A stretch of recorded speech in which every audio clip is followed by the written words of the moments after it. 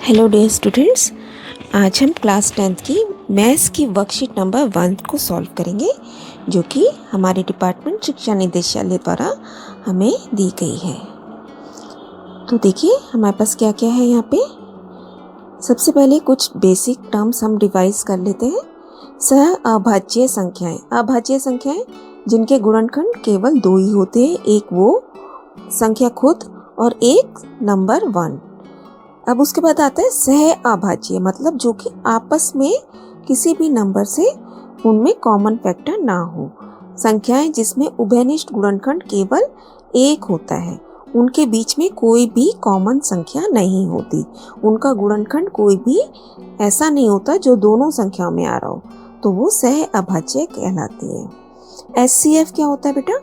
वह बड़ी से बड़ी संख्या जो कि उन अन्य संख्याओं को भी विभाजित करती है। एलसीएम छोटी से छोटी संख्या जो दी गई अन्य संख्याओं से विभाजित होती है। ये लीस्ट कॉमन मल्टीपल है, गुणज है ये, और ये क्या है? हाईएस्ट कॉमन फैक्टर, सबसे बड़ा गुणनखंड। अपरिमेय संख्याएं वह संख्याएं जो कि परिमेय नहीं होती, अर्थात जिन्हें हम p बटा q के रूप में नहीं लिख सकते, जहाँ पर q can not be equal to 0 और p और q दोनों पूर्णांक हैं। हम बहुत बार इनके बारे में पढ़ चुके हैं। देखिए वर्गमूल 2, वर्गमूल 3, वर्गमूल 5 अपरिमेय संख्याएं हैं। नेक्स्ट देखिए, अब हमारे पास है जब डिवीजन में होता है तो हमने सीखा है कि शांत और अशांत तरीके की दो संख्याएं होती हैं। तो अपरिमेय संख्याएं कैसी होती है? अनवसानी अनावर्ती, अनवसानी अनावर्ती, ना तो उनकी भाग कभी खत्म होती है और ना ही उनके नंबर्स रिपीट होते हैं, तो ऐसी संख्याएं अपरिमेय संख्याएं कहलाती हैं। और जब एक ही नंबर रिपीट होता रहता है या भाग खत्म नहीं हो रही है लेकिन नंबर एक कुछ भी रिपीट हो रहा है, तो बेटा ऐसी संख्याएं कहलाती हैं अनवसानी आवर्ती। रिपीट हो रही है तो आवर्ती, रिपीट नहीं होती तो अनावर्ती। और जिनकी भाग एक नंबर के बाद आके खत्म हो जाती है, ऐसी संख्याओं को हम शांत या टर्मिनेटिंग कहते हैं। तो देखिए ये कुछ एग्जांपल्स हमारे सामने है। अब यहाँ हमारे पास है विभाजन एल्गोरिथम, डिवीजन एल्गोरिथम, जिसमें जब हम एक संख्या को दूसरी संख्या से भाग करते हैं तो हमें दो नंबर्स मिलते हैं, एक तो इसका भागफल और नीचे जो बचता है वो शेषफल। ठीक है, तो भाज्य किसके बराबर हुआ? भाज्य गुणा भाज्य बराबर भाजक जिससे आप भाग कर रहे हैं, भाजक गुणा भागफल जमा शेषफल। और इस नियम को हम क्या कहते हैं? विभाजन एल्गोरिथम। ठीक है, तो यहाँ जो इसने हमें एग्जाम्पल दिया गया है उसके अकॉर्डिंगली 245 हमारा क्या था? भाज्य। 3 हमारा क्या है?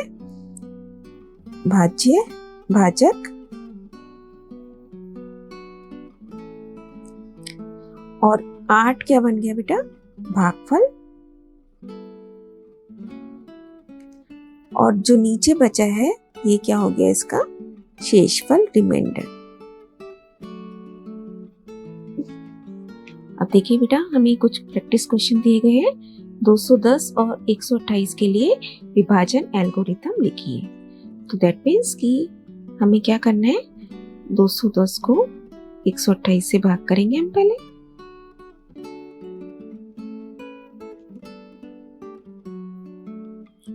हमारे पास बच गया ये शेषफल, रिमाइंडर। तो अब हम इसे जब डिवीजन एल्गोरिथम लगाएंगे तो कैसे लिखेंगे?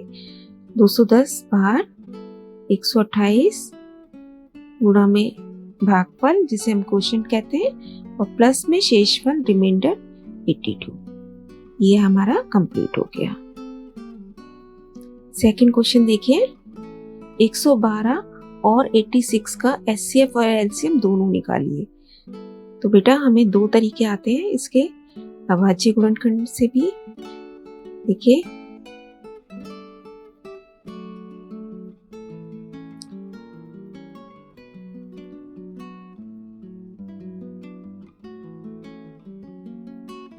तो 112 के अभाज्य गुणनखंड क्या बने? 2 की घात 4 गुणा 7। ऐसे ही हम 86 के कर लेंगे।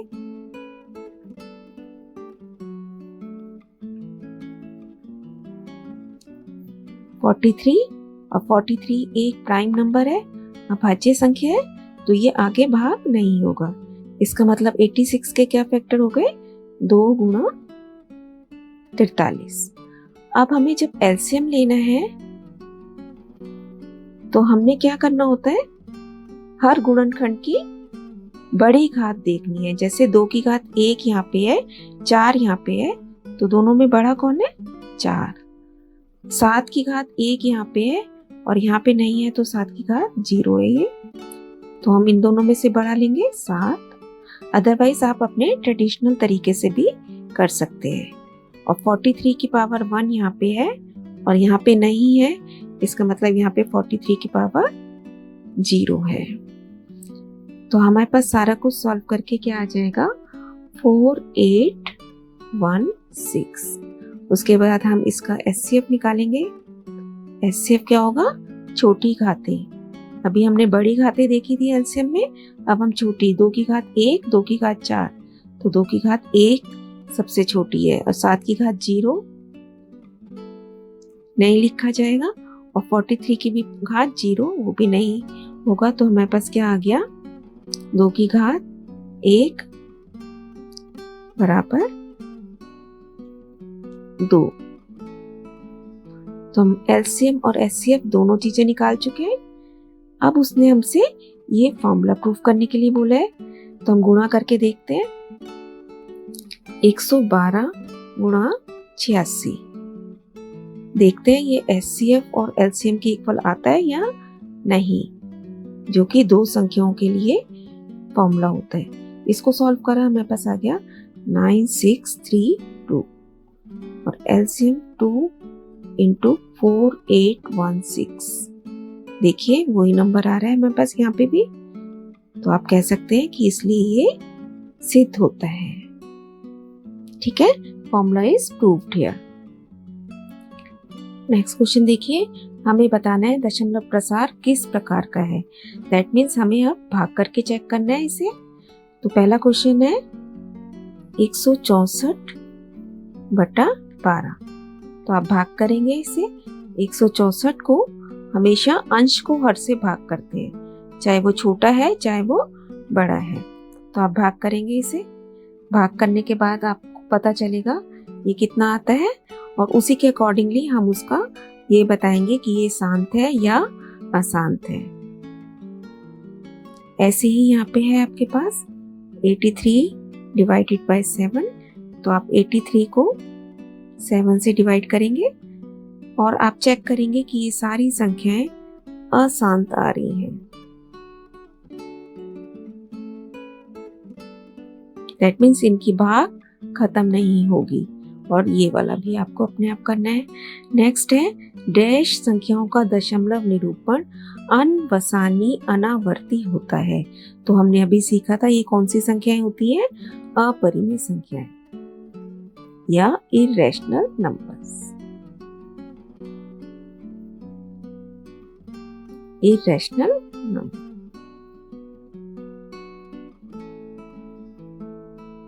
Keep on learning, beta. Stay blessed.